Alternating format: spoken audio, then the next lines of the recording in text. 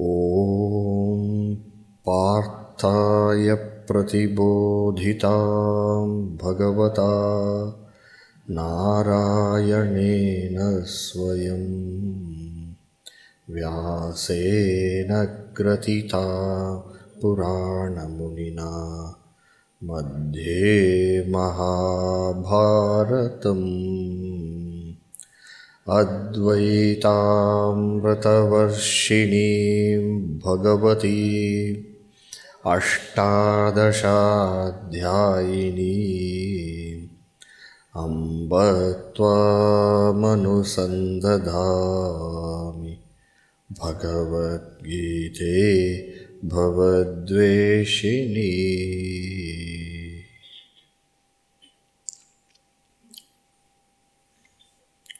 We'll just see how the chapter 13 flows, and then we go to chapter 14 thereafter. So the whole Kshetra-Kshetrajna Viveka or Vibhaga is given in verse 1 and 2. The whole knowledge. So the Viveka of Kshetra and Kshetrajna, and finally this ascertainment of the Kshetrajna being that Supreme Brahman. So this is the Prakriya and this is the conclusion. So Kshetra-Kshetrajna Viveka, that is a Prakriya, method. That method should culminate where? In the Mahavakya, Jnana. And which is the Mahavakya? Kshetrajnam chapi mam vidhi. And when it is said Kshetra, the Kshetra refers to the entire realm of Apara Prakriti.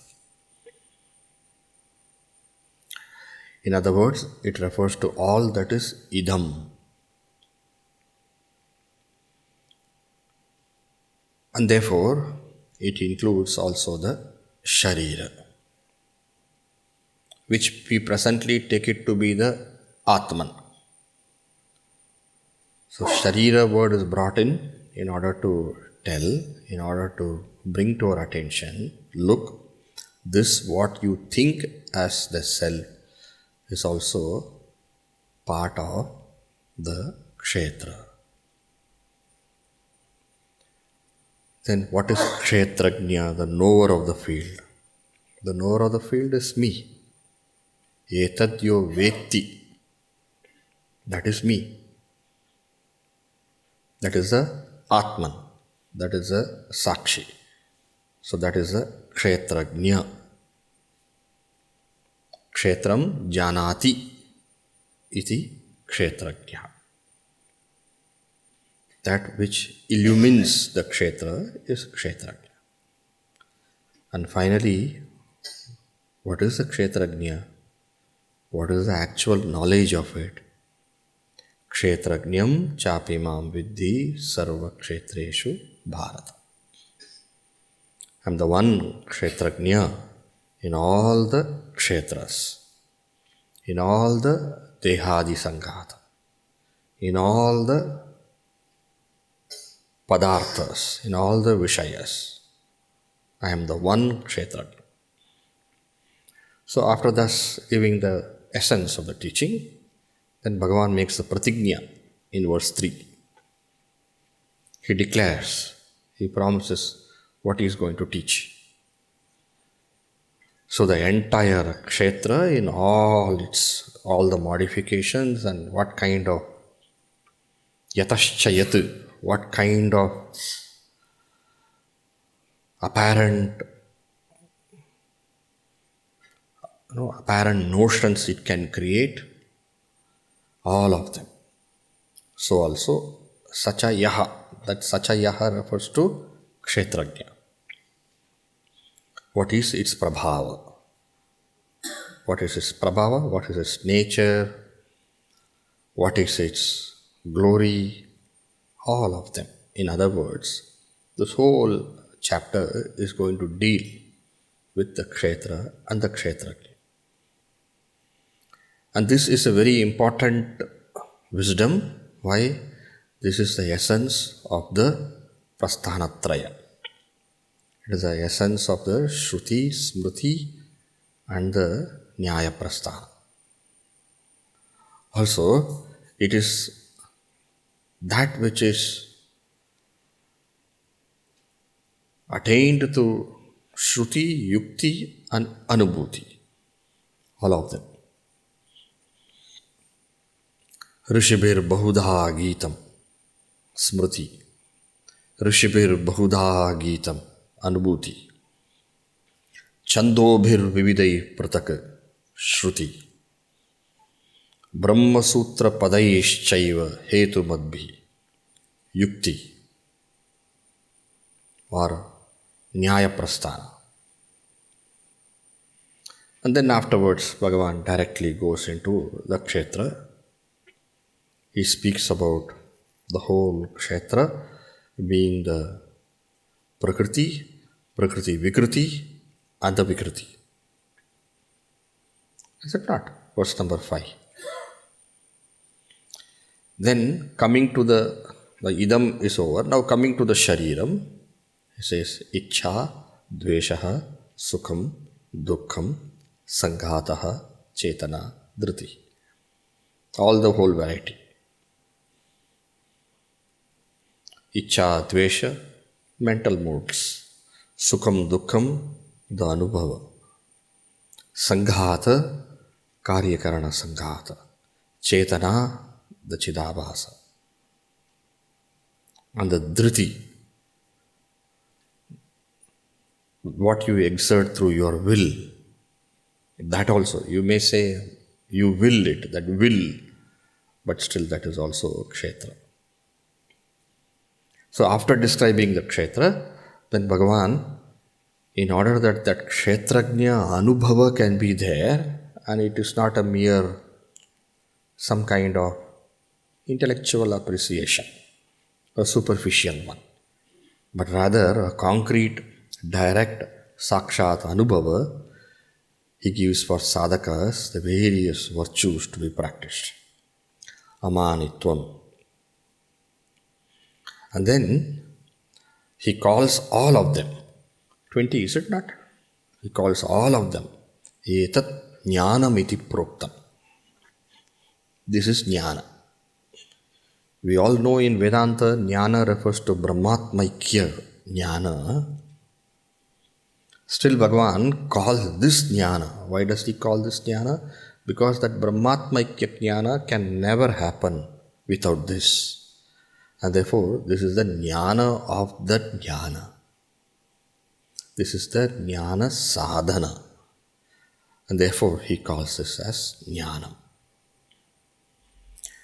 And calling this Jnanam, he calls the Kshetrajna as Jneyam. That which is attained through Jnanam is Jneyam. So that way he ties this Amanitvam, Adambitvam and that Kshetrajna so closely. You have this, you will get this. Otherwise, you will not. So then he goes on to say that Kshetrajna. He describes the Kshetrajna. In many ways he describes Sopadika Drishti, Nirupadika Drishti, Sopadika along with Nirupadika Drishti, Vyavaharika Drishti, Paramarthika Drishti, Vyavaharika along with Paramarthika Drishti, he describes. Not only that, he describes the Kshetrajna in terms of Atadvyavritti Lakshana, in terms of Tatastha Lakshana, in terms of Swarupa Lakshana.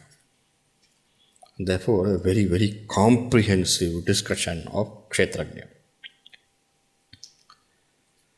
No knowledge of the Kshetrajna is complete unless the Aikya is pointed out. The Kshetrajna's oneness with the Supreme Brahman is pointed out. That also he establishes.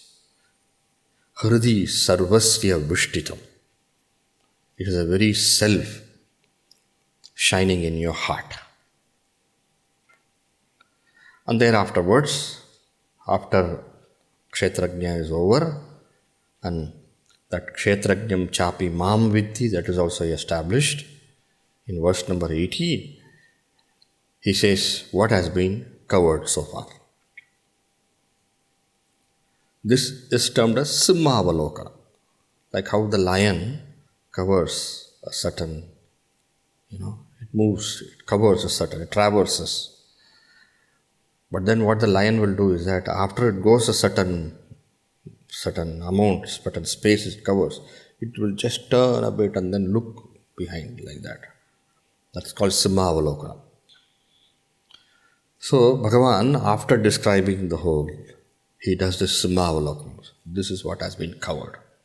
This is very useful for students because they know these topics have been covered.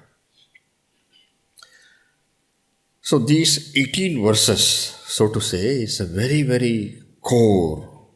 It's the core of this chapter and it's the core of the entire Shastra also. Surprisingly, this also comes to 18. 18 chapters of the Mahabharata. In that 18 chapters of the Bhagavad Gita. In that also you have 18 verses dealing with the Jnani, Sthita Prajna Lakshana. And here again you have 18 verses dealing with Jnana. So there Jnani is covered, here Jnana is covered. This also 18. So after covering this entire, then Bhagavan, he makes the second foray. Again he starts. And how does he start? He starts by saying, Prakritim Purusham Chaiva Vidyanadi Ubhavapi.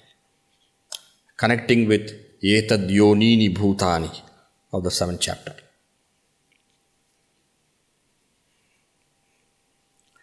This Prakriti and Purusha alone are the source for everything.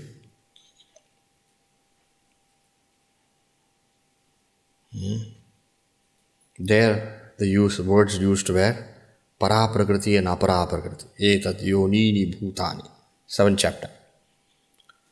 Now that same Para Prakriti, Purusha, and in that Apara Prakriti Kshetra, the avyakta which is there, Mahabhutanyahankaraha Buddhi Avyaktam. That avyakta is Prakriti. Prakriti or Maya, well known. These are well known terms. These two are the primal causes. Of course, Prakriti is adhyastha in Purusha. But coming to Vyavahara, you say Prakriti is the first cause. But it is still adhyastha. In time, Prakriti is we can't say first. It is before first. In time. Purusha is beyond time. The concept of time is not there. So in time, Prakriti is Anadi. Beyond time, Purusha is Anadi. That way. Prakritim Purusham Chaiva Vidyanadi Ubhavapi.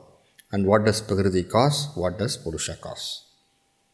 What does Prakriti cause? Prakriti causes the entire Prakriti Vikriti and Vikriti. That was referred to as Karya Karana. Or if you take Karya Karana, it refers to the Dehadi Sangata. Meaning all the Vikaras cloaked in the various Gunas are creations of Prakriti. And what about Purusha? Purusha is not responsible for any of these things, but Purusha is responsible for Anubhava, for the experience, because that is the experiencer. Without the experiencer, there cannot be experience. Sukha dukkhe bhoktritve heturuchyate. And how does Purusha become responsible for the experience? Through the Chidabhasa.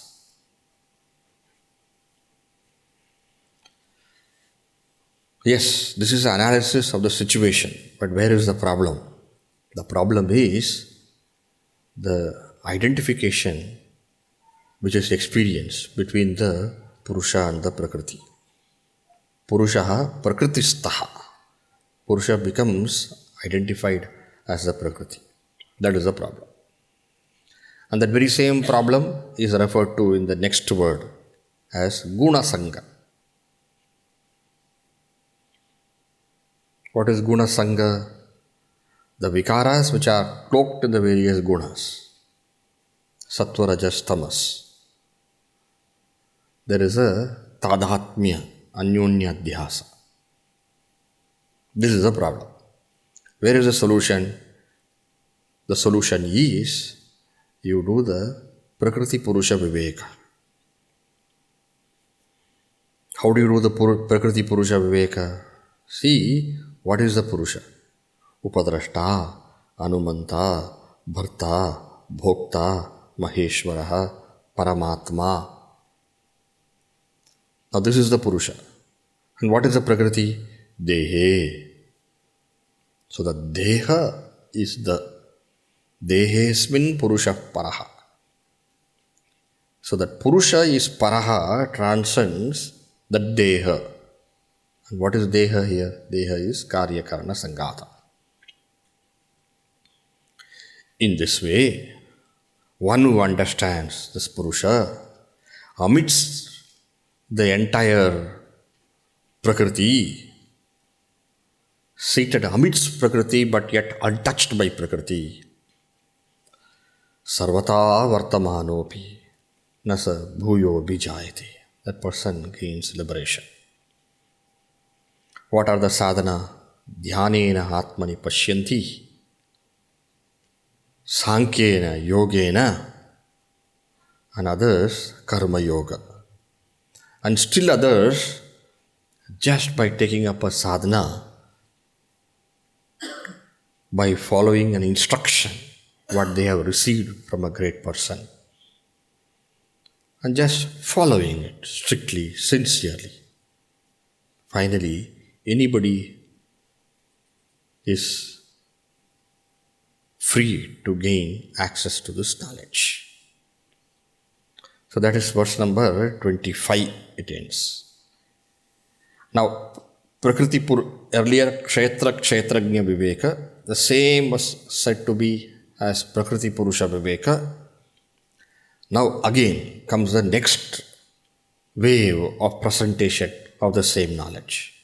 How does Bhagavan say? Here he says, whatever is born, the very fact it is born says it is bound.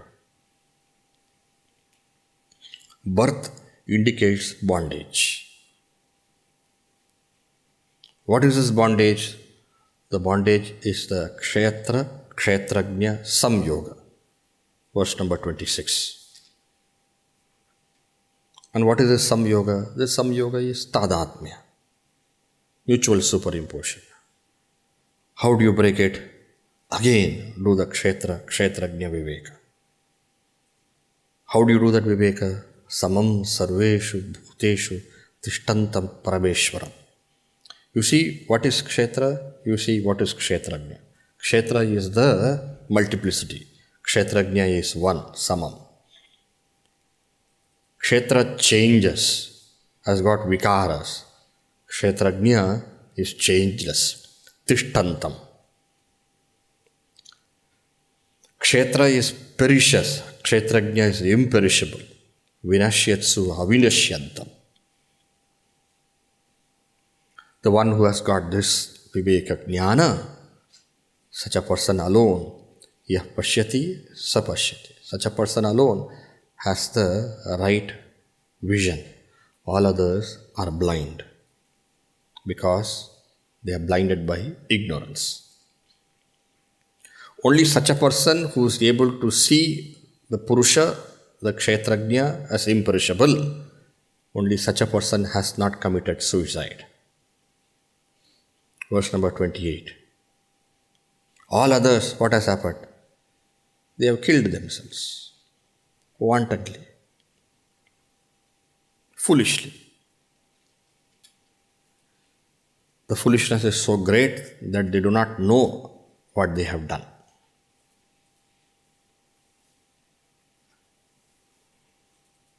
Ignorance is worse than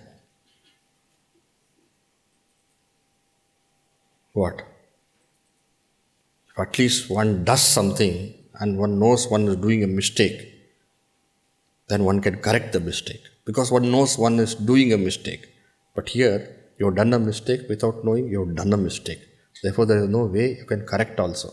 Therefore, ignorance is worse than knowingly committing an error.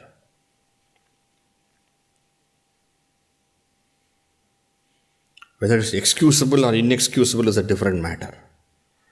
But the possibility of correcting the error ceases because of ignorance. And therefore, ignorance is more dangerous than knowingly committing an error. In a way.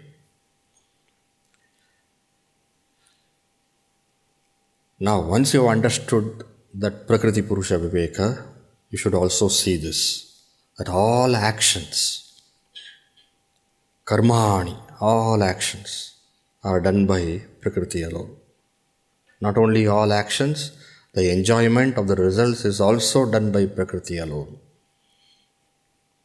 In this way, one who sees Prakriti as Karta and Prakriti as Bhokta, sapashyati. Yah pashyati tata atmanam akartaram sapashyati. Only such a person has the vision, only such a person is not blind. And this comprehension alone leads one to Brahman. Brahma sampadyate tada. That is verse number 30. Now, with verse number 30, you have the third wave of presentation of Kshetra-Kshetrajna Viveka completed. So you have in this 13th chapter 3 times Kshetra-Kshetrajna Viveka done.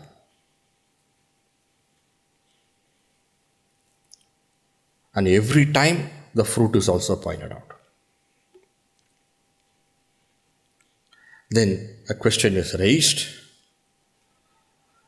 Yes, Kshetra and Kshetrajna are different, but it's not Kshetrajna within Kshetra, and therefore what happens to the Kshetra can somehow slip into Kshetrajna also.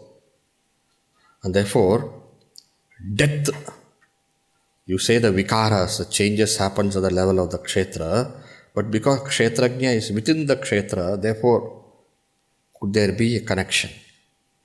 You are saying all karma and all bhoga, kartrutva, bhoktritva is at the level of the Prakriti, but because Kshetrajna is within the Kshetra, then is there some way there is a connection?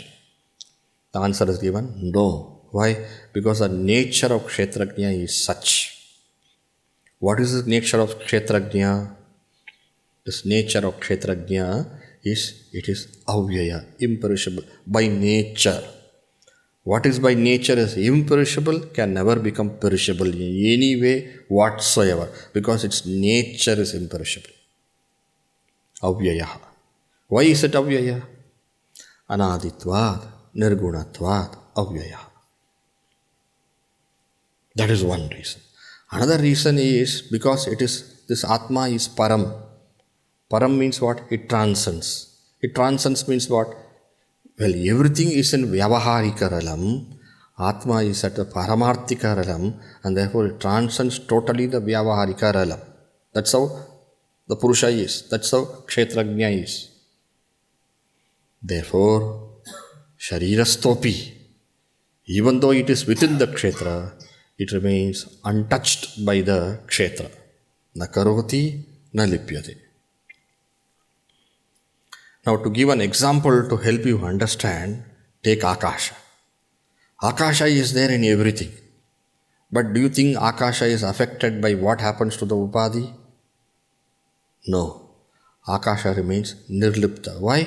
Because that is how Akasha is. That is its nature. Being of that nature, it will maintain that nature. Well, to say it is within that object, Akasha, is not to understand the nature of Akasha. It is not that Akasha is there, space is in that part, it is part is in that space. Similarly, it is not that Kshetrajna is in Kshetra, but it is Kshetra which is in Kshetrajna. Sarvagatam Saukshmyam Akasha. So also.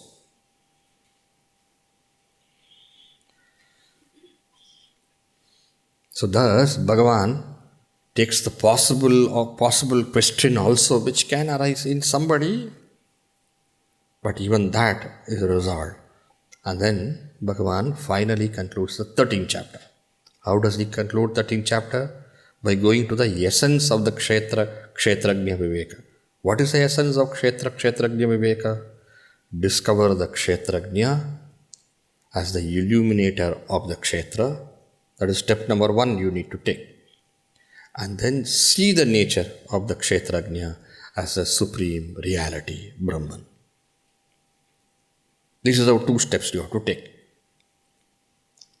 Just as how sun, ekaha ravihi, kritsnam lokam, the entire world of variety, prakashayati, illumines.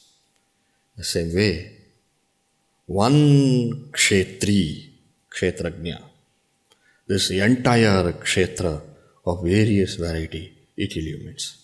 Thoughts are all many, but the illuminator of thoughts is one. Catch hold of that illuminator. And then what you do? And how do you catch hold of that illuminator?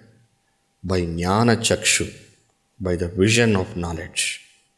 What do you mean vision of knowledge? You have to be shown this. This knowledge has to be shown. You can't just come at it by some luck, some fluke. No. Somebody has to show you this. Subtly guide you into this. And then once you understand, yes, I am that one principle of awareness, illumining the variety of all the thoughts, the body, the mind, the senses, and the world of objects. Once you come to that, then again, by that eye of knowledge, by the Vedantic wisdom, see this as what? See this as being free of Bhuta and Prakriti. Bhuta Prakriti Moksham. What are you talking of Bhuta Prakriti Moksham? This Kshetrajna in truth is Bhuta Prakriti Moksham. Bhuta Prakriti Moksham means what? Prakriti is avyakta and Bhuta is what? Bhuta is all that which is, which appears. All that which is Sat. If Prakriti is Asat, Nasattan Nasaduchyate, it was said. Prakriti is that unmanifest. And all that is manifest is Bhuta. Bhuta means what? That which is, that which appears is Bhuta. Bhavana Dharma, which has got this nature of being present and manifesting and available for our knowledge. That is called Bhuta. And what is the Kshetrajna finally?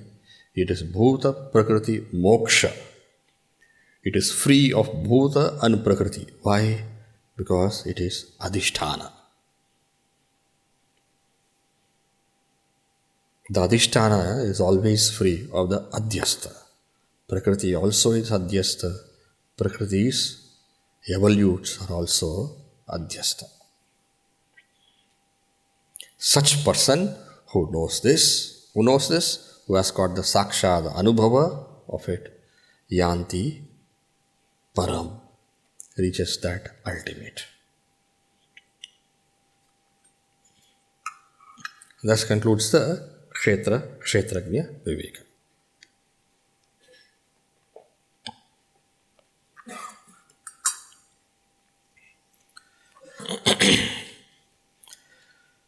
You go to the 14th chapter.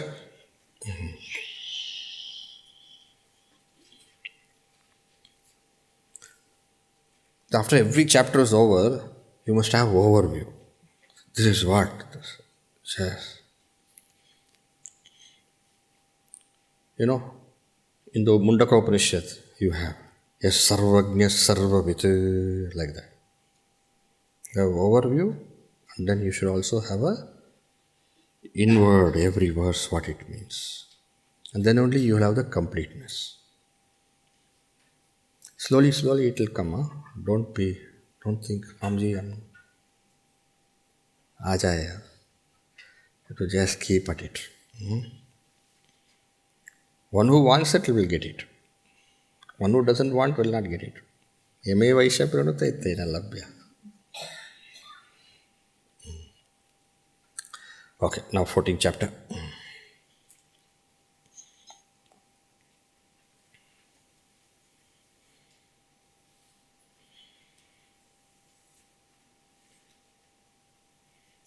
See, Bhagavan had spoken so many times about guna. Not one time, so many times. Even the second chapter here. Second chapter. Traigunya Vishaya Veda Nistraigunya Bhavarja. So many places. If you see in chapter 7, Tribhir Gunamayir Bhavai Ebis Sarvamijam Jagat Mohitam Nabijanati. Tribhir Gunamayai, 3 kinds of gunas. And by this everyone is veiled.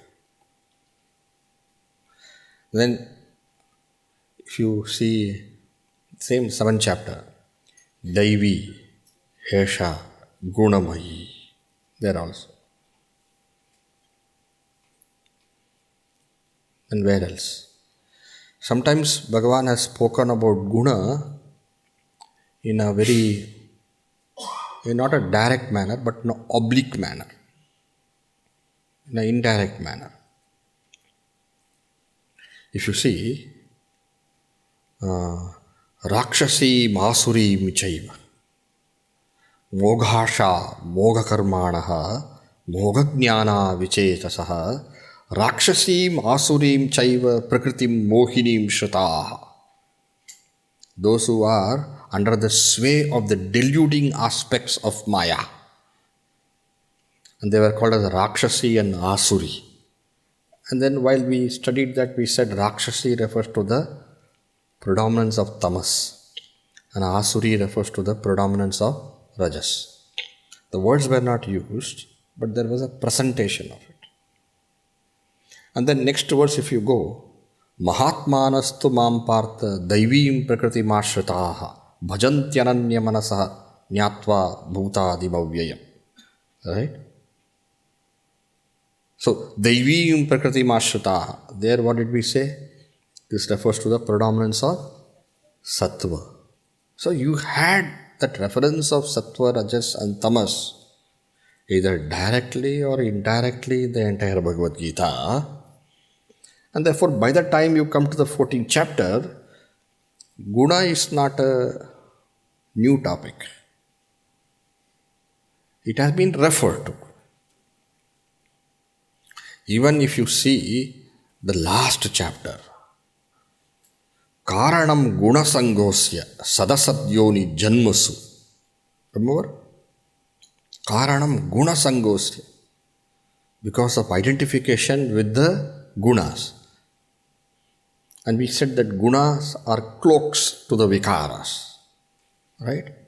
Every object appears in that guna, in a certain guna. So, the topic of guna is something which is often discussed in the Bhagavad Gita. But then, the importance of guna, the understanding of guna is very, very, very important for a sadhaka. Why? Non-stop we are interacting only with sattva, rajas and tamas, these gunas. So once you identify a guna, you will be careful.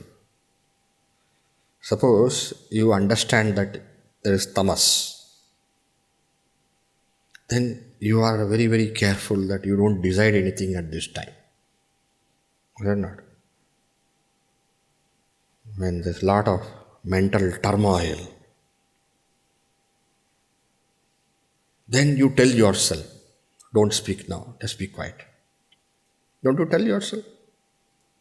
Because if you speak now, what will come out is the worst of you will only come out. So we tell ourselves, no. When Swami Shivananji, Divine Life Society, Swami Shivan, the great master. So he had a rule in the ashram. Ashram means what? A lot of people are there, and a lot of people are there means uska samsara chalta hi hai. Is it not? So there was a rule for me. If anybody has an argument or some tiff, something, hota hi hai na, then that should not be you should not come and immediately report. There was a system about reporting.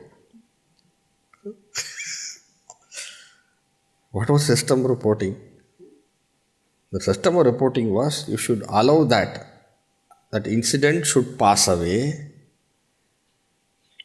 and after a week, after the week, in a notebook it should be reported. After a week.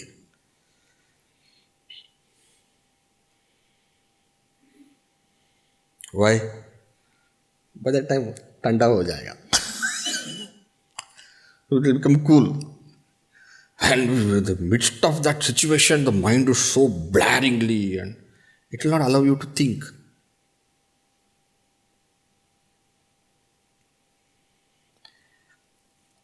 And it is therefore very, very important that the sadhaka understands the gunas, because in understanding the gunas, the mind is understood. The play of the gunas.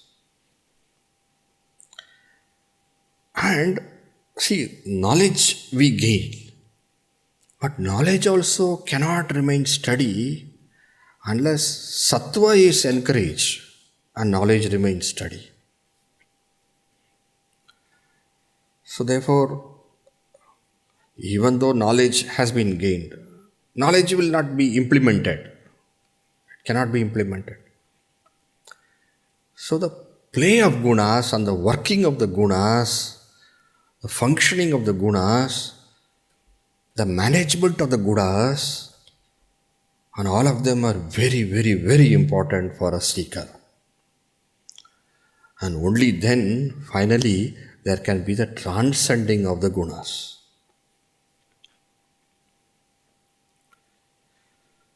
Remember, in the earlier verse when it was said, Karanam gunasangosya. It was said, is it not? Purusha prakritistohi bhunkte prakritijan gunan. There also gunan is there. Karanam gunasangosya sadasadyoni janmasu. So all the janma, the higher janma, the lower janma, they are also dependent upon the gunas. And the very identification of the gunas is what is causing the even that further future and all embodiments. Therefore, in this 14th chapter, Bhagavan takes up the topic of gunas alone and he details it in full measure. And this topic of gunas, what he starts here, is not going to conclude here also. He will show how the gunas are so prevalent. The 16th chapter, now 13th, now this is what 14th, 15th. 16th chapter, also he will show that Rakshasi, Asuri, which is under the control of the Rajas and the Tamas. 17th chapter, he will go and he will show you the display of the gunas in various aspects. 18th chapter, so much of gunas will be there. Therefore, this topic is going to be a very detailed topic. But here, Bhagavan captures the essence. What are the gunas? Kete gunaha. What are the gunas? How is a person bound by the gunas?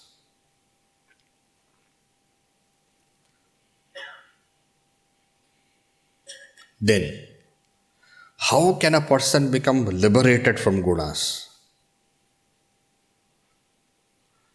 What are the lakshanas of a person who has transcended the gunas? So that guna sangha is there, So that is expanded in a great detail in the 14th chapter. Okay. So this is the style of Bhagavan Shri Krishna. When he takes a topic, first he will say, this is the highest topic and you must pay full attention to it. So that is his style. So again, he does that. Okay. Now let us read the first verse.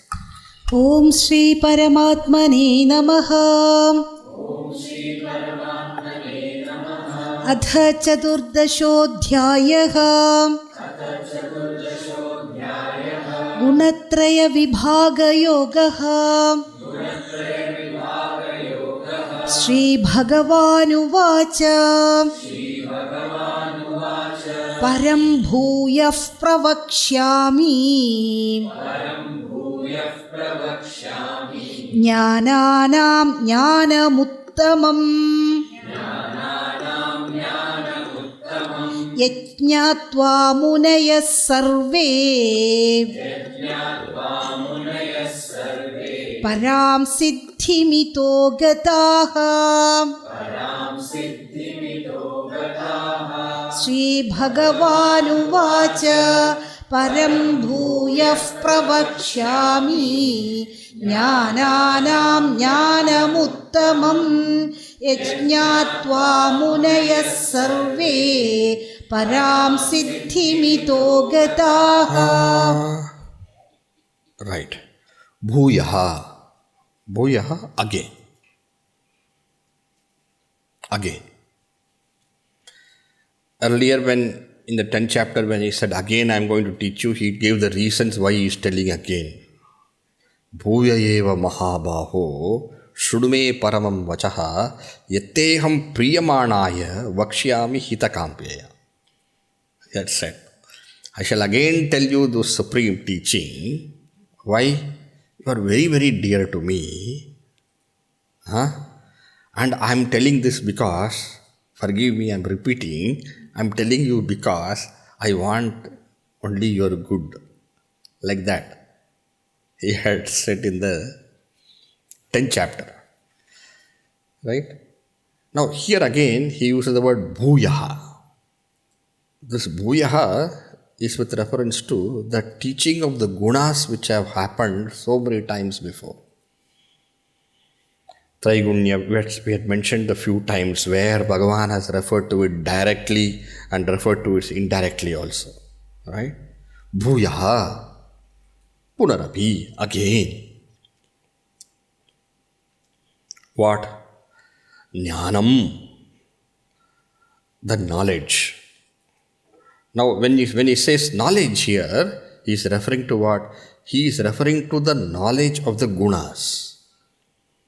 Guna and the gunas karya, the various effects of the gunas, and naturally also how these gunas affect you, when the gunas affect you, how you can manage them, and how you can finally conquer the gunas and later transcend the gunas. Not that Bhagavan has spoken about all those things before, but he says, look, here and there I have spoken to you many of the details pertaining to the gunas, but nowhere have I brought in the whole comprehensive teaching and education about the gunas. Therefore, bhuyaha, Again, getting them all together in one place for your easy comprehension, this Jnanam of the Gunas. And this is what he says, Jnananam Param. Jnananam Param. Can you see that word Param? Param is there in the beginning. Bhuyaha Jnananam Param. That Jnanam, Bhuyaha Jnanam, which Jnanam? Jnananam Param. This is the highest of knowledge. Highest of knowledge means what? The highest of knowledge is Brahmatmaikya, which you gave in 13th chapter, which I thought is the highest of knowledge. Now you are telling higher, little more higher. What is this? See, that jnana, if it has to work, this jnana has to work first. Remember, the 13th chapter also he had said, Jnanam, Amanitvam, Adambitvam, and all he called as Jnanam. Why? Because if that knowledge has to work, Brahmatmika Jnana, this you have to have practiced. In the same way, unless you have the knowledge of the Gunas, how do you ever think that you will be able to transcend the Gunas? First you understand the Gunas. Therefore, Jnananam Param Shreshtam. Not only that, Uttamam. Uttamam, why? Because that Purusha, that Uttama Purusha, that highest reality, if you have to gain, that is possible how? Only through this knowledge. And therefore, this Uttamam, Pravakshyami. Pravakshyami, I shall explain to you fully. That pra is to say that Prakasha. I shall help you with a complete comprehension. And I am saying this, Arjuna, why? You are very dear to me. And all I seek is your welfare. 10th chapter. Yeteham priyamanaya vakshyami hitakamyaya. So only because of my love for you and my deep wish that you should be benefited, you should cross samsara, even though these thoughts have been hither-thither presented. Let me give you in one place a comprehensive understanding of the Gunas. Why? Yajñātva munaya sarve Param siddhim itogataha. Look here, Arjuna, the Munis of yore, Munayaha sarve, the seekers of yore, all of them, sarve, all of them had a very, very good understanding of the Gunas. Meaning understanding the Gunas is understanding our own mental psychology. How the mind functions. It is so important. To know the enemy or friend, it doesn't matter. To know your friend is to gain the best from your friend. To know your enemy is the best way to subdue the enemy also. Knowledge is so important, whether in love or in, whether in love or in, I won't say hate, whether in a friend or an enemy, you must understand. Understanding is very important. So he says, Yajñātva munayaha sarve. All the munis, munayaha sarve. All those great munis had a very, very good comprehension of the Gunas. And because of that, itaha, from this realm of samsara, itaha, in which presently we are all placed. And this whole samsara is gunamaya only.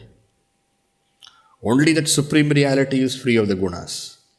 Now you are stuck in this samsara. This samsara is gunamaya. And if you don't understand what is this nature of samsara in which you are bound, how do you ever expect that you will be able to transcend the samsara? So, knowing this, having this knowledge of the gunas, Munis, all of them, itaha from samsara, param siddhim gataha. They gained that highest accomplishment. Param siddhim. What is this param siddhim? Param siddhim is moksha. What is moksha? Moksha is transcending the gunas. Knowing the gunas, they transcended the gunas. And I am saying this to you, Arjuna. Why? Because I have taught you. The knowledge I have given you, to a great extent, we have discussed all those things. But a little bit of understanding of your own mind, the way guna functions, can help you. And with this knowledge of the gunas, you will be able to manage. And then you also will be able to transcend samsara. Okay? So shall we read this verse again?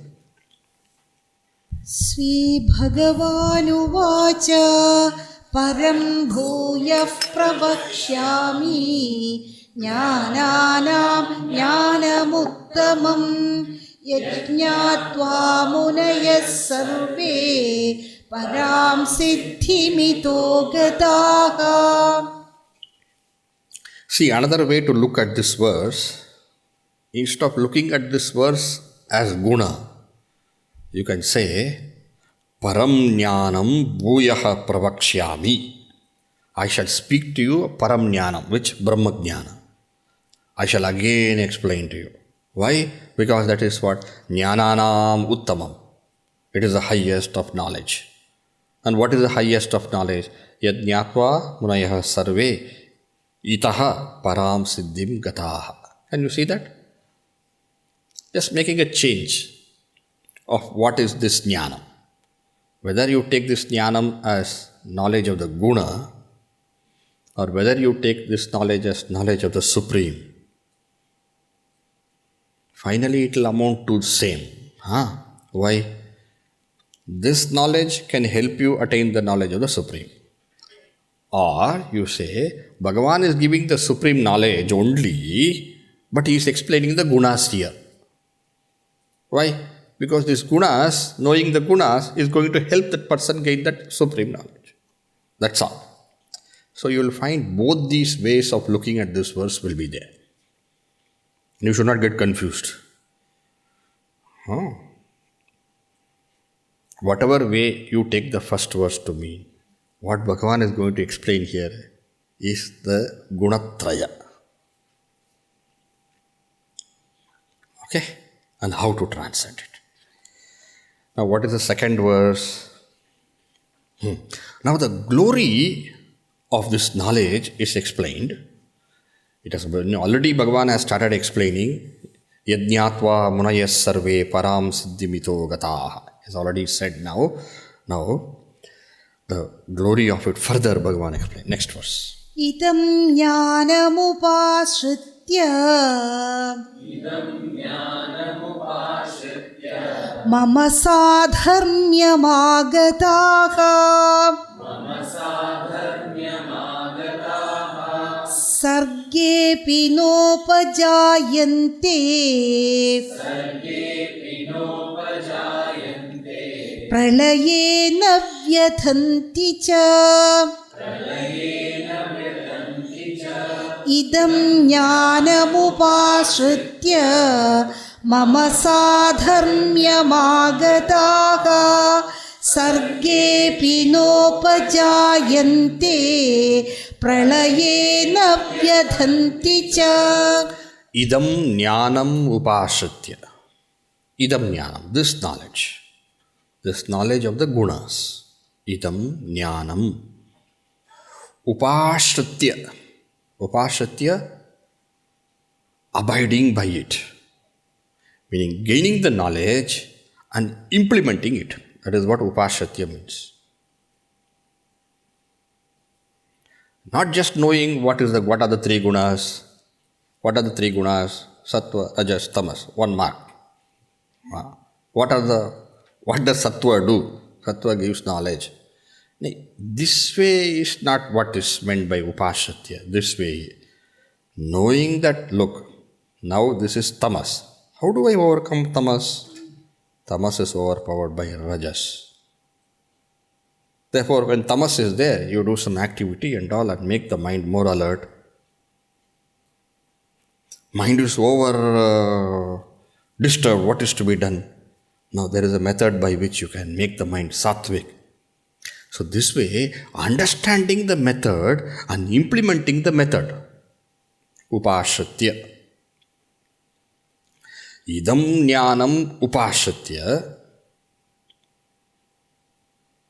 And finally, with that upashatya, what is the purpose of this understanding the gunas? Finally, the purpose of understanding the gunas is to go beyond the gunas. Therefore, upashatya means using the knowledge of the gunas, working through the gunas, and finally what? Transcending the gunas. So that Gunatraya Vibhaga Jnana. The knowledge of the three gunas means this. You understand, you master, you transcend. These three. Just understanding is not sufficient. Then knowing how to master it is good. But don't be always at the realm of the three gunas. Finally, you have to transcend it. Therefore, understand, negotiate with it, and then finally what? Transcend it. So this way, upashatya, finally what? Mama Sadharmyam Agatah. Mama Sadharmyam Agatah. Who are those people who have come? Yajñātva munayas sarve param siddhimito gataha. Bhagavan had said in the earlier verse. So these munis, after having gained the knowledge of the gunas, abiding by that knowledge, and thus transcending the gunas, what happened? Mama sadharmyam agataha. Mama brahmanaha, supreme Brahman. Mama sadharmyam. Sadharmyam means what? Sadharmyam means they gain that oneness with me. Sadharmyam. Sadharmyam has got these two meanings. Sadharmyam is similarity. Sadharmyam is a oneness. These two meanings are there. It should not be said that gaining this knowledge of this gunas and finally transcending the gunas, what happened to them? They became someone like me. No. So that becoming like something is because of dharma, property. Sugar is also sweet. Jaggery also is sweet. So sugar and jaggery have got a similarity. Mango is also sweet. So all these are classified as sweet. You go to a shop and then where is the sweet section here? Then they say you go little inside, there you will find. Usually sweet section will not be inside, be outside only. Outside you go. So you go and see. There laddu is there, jalebi is there, jangri is there, rasgulla is there. All sweets are there. They are all called as sweets. Why? They have got a certain similar nature. What is that nature? They all have got the nature of sweet. So you gain this knowledge, then you also, Bhagavan is there here and you are nearby Bhagavan. You sit near Bhagavan. Sadharmyam. That is not the point. So that similarity is possible where there is a property. That which is beyond any properties, no guna, ashabdam, asparsham, arupam, avyayam. What similarity are we talking of? There is no similarity at all. There is only oneness. Mama sadharmyam agataha. Meaning, sakshi, cheta, kevalo, nirgunascha. That is how they are moved. Sakshi. First they understood their nature to be sakshi. Then what did they do? That bhuta and prakriti, they resolved. Bhuta, prakriti, moksha. then Chaitanya. Is there any difference, variety in that? Kevalaha. No variety there. No difference. Nirgunasya. Why there is no variety? Because there is no guna at all. There is no property at all. It is just one consciousness. Idam jnanam upashritya munayah sarve mama sadharmyam agataha. And their perfection and that oneness with me is so complete that Bhagavan says, Sargepi nopajayante pralayena vyatanti cha. Sargepi nopajayante. Meaning, Mama Sadharmyam, that oneness with me is so complete and so full that they have transcended Sadasad Yoni Janma forever. Karanam Gunasangosya Sadasat Yoni Janmasu. Earlier chapter. That Gunasanga, if it is there, then what happens? Sadasat Yoni Janma is there. Birth is there. And birth, when you say Sat, Asat. The good and the bad.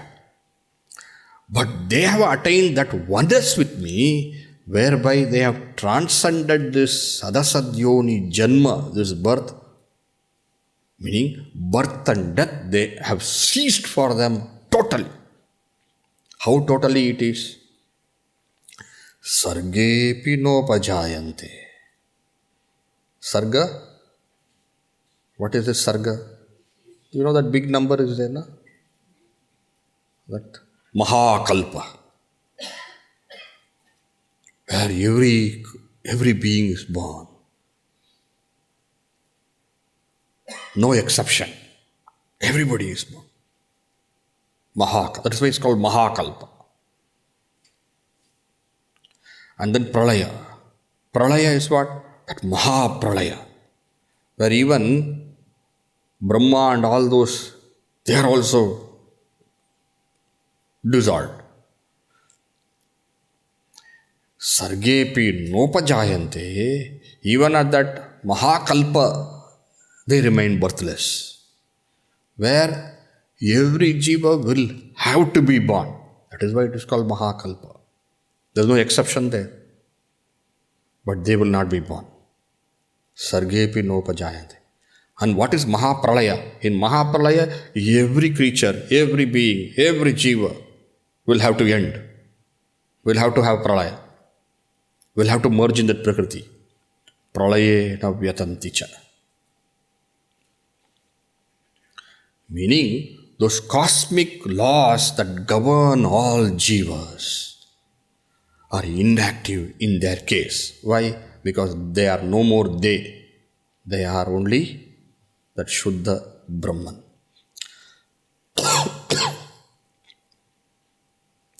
You know, I don't know if you know, there is this kind of mukti, is it not? Salokya, Samipya, Sarupya. Have you heard of all these things? Salokya, they reach the same loka. Sarupya, then Samipya. So with respect to deities, various deities they reach, then they have these kind of various, and these are also called as Sarupya Mukti, Salokya Mukti, Samipya Mukti. They call these kind of names are there. Even these beings are under the trap of this Mahakalpa or Sarga and Mahapralaya. Even they can't escape. Meaning, they are such jivas, such beings, such jivas in these lokas such as Vaikunta, Shivaloka and all, enjoying these kind of embodiments of great power, of great capacity and of great joy, but they are all under the trap of Sarga and Pralaya. Whereas these means who? That Munis. Who are these Munis? Idam Jnanam upashritya mama Sadharmyam Agatah. They have gained that oneness with me. They are beyond this. Sargepi nopajayante. Even that Sarga, they have no birth. Pralaya, even that samashti pralaya, total pralaya. The Hiranyagarbha also ends. Now Vyatanticha, they don't have a death, that's all. Now Vyatanti is troubled. They don't suffer. Now Vyatanticha. Meaning they go beyond birth and death. That is the meaning. Idam jnanam upashritya mama sadharmyam agatah sarge pinopajayante pralayena vyatanti cha brahmavit brahmaiva bhavati. That is the point.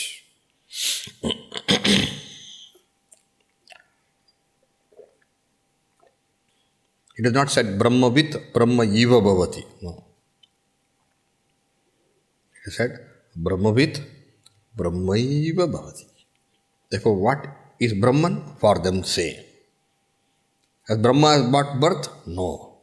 Brahma has got death? No. They also have no birth, no death.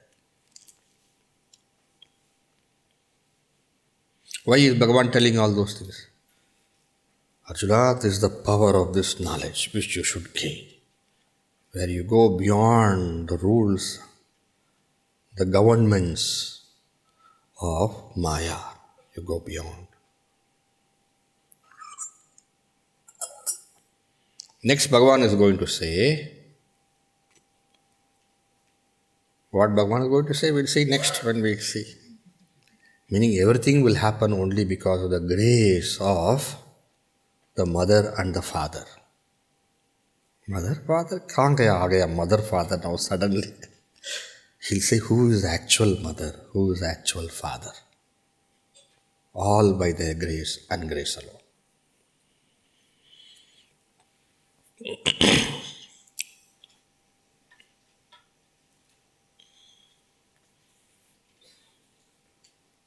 Jagatah pitaro vande Parvati Parameshwaro.